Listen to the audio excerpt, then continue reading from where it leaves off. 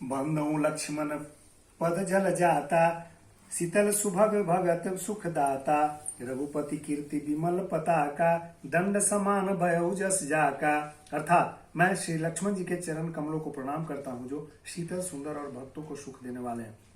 श्री रघुनाथ जी की कीर्ति रूपी विमल पताका में जिनका यश दंड के समान हुआ, दंड यानी डंडे के समान, पताका को ऊंचा करने वाले, फहराने वाले के समान हुआ, यानी श्री राम के कीर्ति और यश को आगे बढ़ाने वाला हुआ। शेष सहस्त्र जग कारण, जो अवतर हूँ भूमि भय कारण। सदा सानुकूल रह मोह पर, कृपा सिंधु सौमित्र गुनाकर। जो हजारों सिर वाले और जगत के कारण, अर्थात हजार सिरों पर जगत को धारण रखने वाले शेष जी हैं, जिन्होंने पृथ्वी का भय दूर करने के लिए अवतार लिया है। वे गुणों की खानी कृपा सिंधु सुमित्रा नंदन श्री लक्ष्मण जी मुझ पर कृपा करें।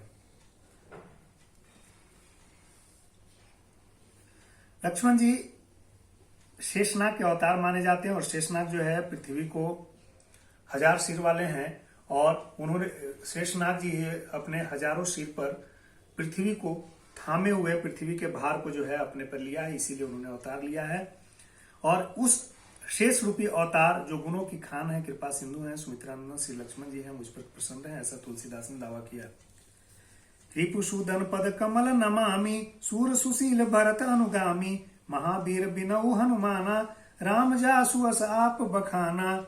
अर्थात मैं श्री लक्ष्मण जी के चरण कमलों का, श्री शत्रुघ्न जी के चरण कमलों को प्रणाम करता हूँ, जो बड़े वीर सुशील श्री भरत के पीछे चलने वाले हैं। और मैं महावीर श्री हनुमान जी की विनती करता हूँ, जिनके यश का श्री रामचंद्र जी ने स्वयं अपने मुख से वर्णन किया है। यहाँ पर स्पष्ट कर देने की बात है कि गोस्वामी तुलसीदास ने सबसे पहले जो है माता पिता अयोध्यापुरी में सबसे पहले जो है अयोध्यापुरी का नमस्कार किया है, अभिनंदन किया है, वंदन किया। इसके बाद सरजू नदी का वर्णन किया, जो सभ्यता के प्रतीक अयोध्यापुरी के वास का मूल कारण बना है।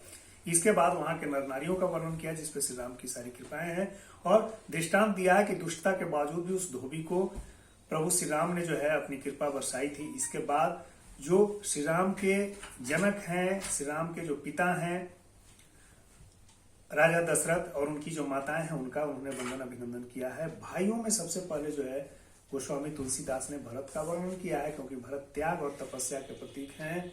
वे धर्म और नियम के धर्म नियम और व्रत के प्रतीक हैं। उन्होंने श्री राम की अनुपस्थिति में उनके खड़ाऊ रख करके राजकाज का निर्वहन किया था।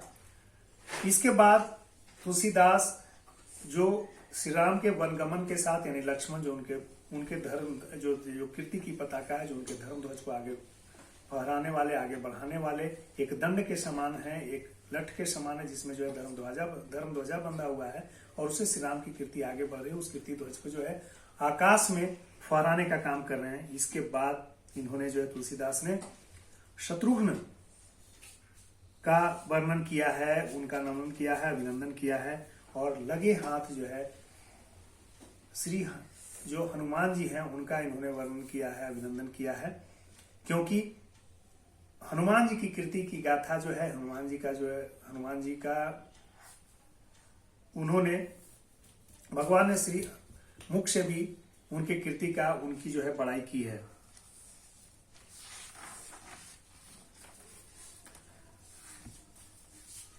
प्रणव पवन कुमार खल रामा, बन पावक ज्ञान घन जासु हृदय अगार बसही, राम सर चाप धर। अर्थात मैं पवन कुमार श्री हनुमान जी को प्रणाम करता हूँ, जो दुष्ट रूपी वन को भस्म करने के लिए अग्नि रूप हैं, जो ज्ञान की घन मूर्ति हैं और जिनके हृदय रूपी भवन में धनुष बाण धारण किए श्री राम जी निवास करते हैं।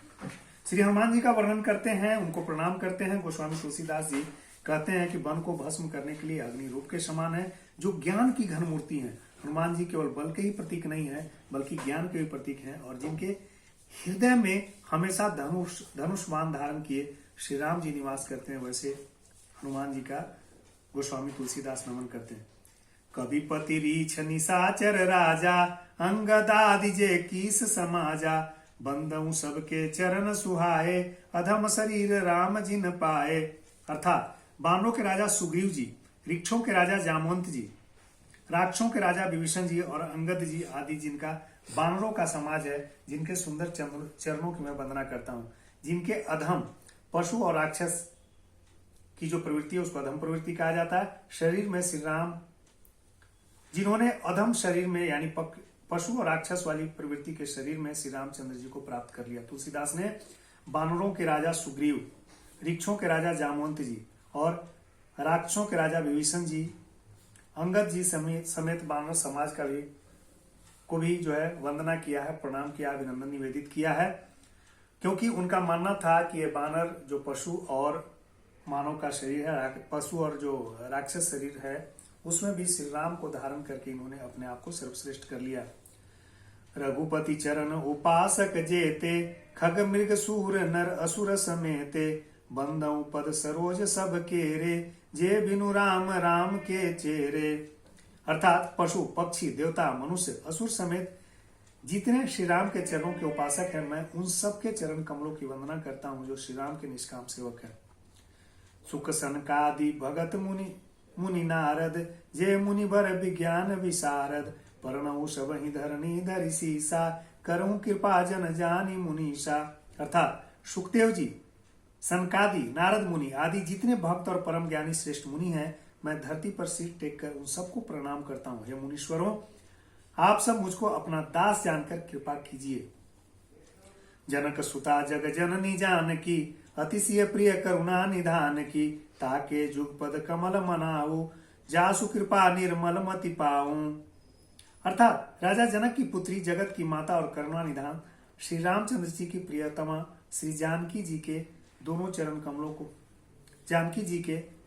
कमलों को मैं मानता हूं, जिनकी कृपा से निर्मल बुद्धि पाए। पुनि मन बचन कर्म रघुनायक, चरण कमल बंदऊ सब लायक, राजीव नयन धरे धनुषायक, भगत विपति भंजन सुखदायक। अर्थात मैं मन, वचन और कर्म से कमल नयन धनुषवानधारी भक्तों की विपत्ति का नाश करने वाले और उन्हें सुख देने वाले भगवान श्री रघुनाथ जी के सर्वसम्मत चरण कमलों की वंदना करता हूँ। गिरा अरथ जल बीची समा, कहियत भीन न भीन, बंदऊ सीता राम पद, जिन्हीं परम प्रिय खिन्न, सियावर रामचंद्र की जय। जो वाणी और उनके अर्थ तथा जल और जल की तरह लहरों के समान कहने में अलग अलग हैं, परंतु वास्तव में अभिन्न हैं, उन श्री सीता राम जी के चरणों की मैं वंदना करता हूं, जिन्हें दीन दुखी बहुत ही प्रिय हैं। अब यहाँ पर स्पष्ट रूप से सीता और राम का एक साथ वर्णन करते हैं, क्योंकि दोनों एक दूसरे से अभिन्न हैं और अभिन्नता की स्थिति है कि वे पति पत्नी के रूप में है, धर्म पत्नी के रूप में श्री सीता माता। और कुल मिलाकर के जो स्थिति है कि बिना नारी के पुरुष और बिना पुरुष के नारी की कल्पना नहीं की जा सकती है, उस स्थिति में राम के बिना सीता की और सीता का और सीता के बिना राम की जो है कल्पना नहीं की जा सकती। यानी समानता का, नर और नारी के बीच जो समानता का पक्ष है, उसका वर्णन तुलसीदास ने किया है। वह स्थापित किया है कि आदि कवि वाल्मीकि के रामायण में भी जो नर नारी के बीच समानता है, समान स्तर पर जो सारे अधिकार से लेकर के कर्तव्य तक की स्थितियां हैं, उसका वर्णन किया है। यह नर नारी के समानता के पक्ष को उजागर करने वाला है। बंदऊ नाम राम रघुबर को, हेतु कृषानु भानु हिम कर को, विधि हरिहरमय वेद प्राण सो, अगुण अनुपम गुण निधान सो। अर्थात मैं श्री रघुनाथ जी के नाम राम की वंदना करता हूं, जो कृषाणु यानी अग्नि, भानु यानी सूर्य और हिमकर यानी चंद्रमा और हेतु अर्थात र, आ और म के रूप में बीज यानी राम। राम में जो वर्ण है वह र, आ और म है के रूप में भी है। वह राम नाम ब्रह्मा, विष्णु और शिव रूप है। वह तीन रूपों के नाम हैं। ब्रह्मा, विष्णु, महेश के अवतार के रूप में श्री राम है। वह वेदों के प्राण है, निर्गुण है, उपमा रहित है, गुणों के भंडार हैं। वैसे श्री राम को मैं प्रणाम करता हूँ, अभिनंदन करता हूँ। महामंत्र जो जपत महेशु, काशी मुकुति हेतु उपदेशु, महिमा जासु जान गण राउ, प्रथम पूजियत नाम प्रभाऊ। अर्थात जो महामंत्र है जिसे महेश्वर शिव जी जपते हैं और उनके द्वारा जिसका उपदेश काशी में मुक्ति का कारण है, जिसकी महिमा को गणेश जी जानते हैं और इस राम के नाम के प्रभाव से ही सबसे पहले पूजे जाते हैं। काशी में महेश्वर जी, जो श्री महेश्वर शिव हैं, वह भी श्री राम को जपते हैं और काशी विश्वनाथ के लिए जाना जाता है। राम के प्रभाव को महेश्वर भी जपते हैं। उस राम को वंदन करते हैं गोस्वामी तुलसीदास। जान आदि कवि नाम प्रतापु, भयउ सूद करी उल्टा जापु, जस नाम सम सुनि शिव बानी, जपी जे पिय संग भवानी। अर्थात आदि कवि श्री वाल्मीकि जी राम नाम के प्रताप को जानते हैं, जो उल्टा नाम मरा मरा जप कर पवित्र हो गए। श्री शिव जी इस वचन को सुनकर कि एक राम नाम सहस्त्र नाम के समान है, पार्वती जी सदा अपने पति श्री शिव जी के साथ राम नाम का जाप करती रहती हैं। फिर से इसको मैं दोहरा दूं। जान आदि कवि राम प्रतापु, भयउ सूद करी उल्टा जापु, सहस नाम सम सुनि शिव बानी, जपी जे पिय संग भवानी। यहाँ तुलसीदास ने स्पष्ट किया कि आदि कवि जो वाल्मीकि थे, वो रत्नाकर वाली कहानी आपने सुनी होगी, वे मरा का जाप करते हुए, मरा का जब आप जाप करेंगे, मरा तो राम का उच्चारण होता है। और इस राम नाम के जाप करने से वो जो भयंकर डाकू रत्नाकर थे, वे आदि कवि वाल्मीकि हो गए, दुनिया में पूज्य हो गए। यानी राम का अगर आप सुमिरन करते हैं, श्री राम की कथा को आप श्रवण करते हैं, उसका वाचन करते हैं, यानी कहते हैं, तब भी आपको सिद्ध पुरुष के रूप में आपकी प्रसिद्धि होगी और सारे कष्टों का नाश होगा। तो आपसे भी आग्रह है कि जिस कथा को श्री शिव जी, जिस नाम को श्री शिव जी और पार्वती जी जपते हैं हमेशा, राम के प्रभाव से आप जो है, राम के प्रभाव को आप भी जो है जानिए, जपिए और सदा राम का सुमिरन कीजिए।